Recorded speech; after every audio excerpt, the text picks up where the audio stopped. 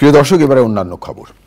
দেশে 40টি বিশ্ববিদ্যালয়ের শিক্ষক নেতাদের নিয়ে সকালে বিশ্ববিদ্যালয় শিক্ষক ফেডারেশন অনলাইনে দীর্ঘ মিটিং করলেও আন্দোলন প্রত্যাহার করে ক্লাসে ফেরার কোনো সিদ্ধান্ত হয়নি।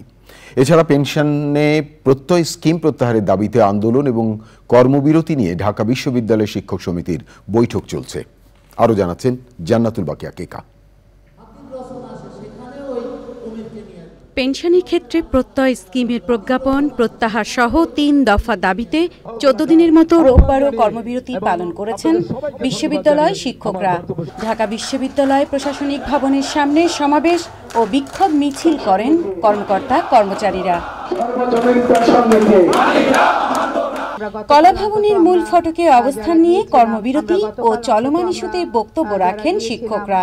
সাধারণ শিক্ষক সমাজ তাদের যে সর্বাত্মক আন্দোলন চালিয়ে যাচ্ছেন সেটা তারা চালিয়ে যাবেন কিনা সেটি তারাই রায় দিবেন, কারণ এই আন্দোলন চলছে সাধারণ শিক্ষকদের দাবি পরিপ্রেক্ষিতে এবং এই কথাটিও আমরা স্পষ্টভাবে গতকালের মিটিংয়ে তুলে ধরেছি। আজকে বিকাল 4টায় ঢাকা বিশ্ববিদ্যালয় শিক্ষক সমিতির সাধারণ সভা উপস্থিত হবে। আমি সকলকে সাধারণ সভায় যোগদান করে আপনাদের মূল্যবান বক্তব্য রাখবার জন্য আবারও বিনীতভাবে অনুরোধ করছি। ঢাকা বিশ্ববিদ্যালয় শিক্ষক সমিতির নেতারা অভিযোগ করেন, সরকারের ভেতর থেকে একটি মহল সার্বজনীন পেনশনের নামে বিভ্রান্তি সৃষ্টি করেছে। যারা এই কাজটি করেছেন 15 সালে যারা করেছেন, এই 24 সালেও তারা একই কাজ করেছেন।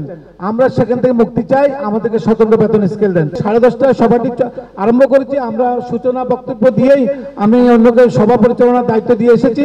সেখান থেকে যে সিদ্ধান্ত হবে সেই সিদ্ধান্তের আলোকেই আমরা আপনাদেরকে বলতে পারবো, এর আগে আমরা কিছুই বলতে পারবো না। শিক্ষক নেতারা বলছেন, প্রত্যয় স্কিমে অন্তর্ভুক্তি বিশ্ববিদ্যালয় শিক্ষকদের আত্মমর্যাদায় আঘাত। আমাদেরকে মিথ্যা আশ্বাস দেবেন না। জান্নাতুল বাকিয়া কেকা, চ্যানেল আই, ঢাকা।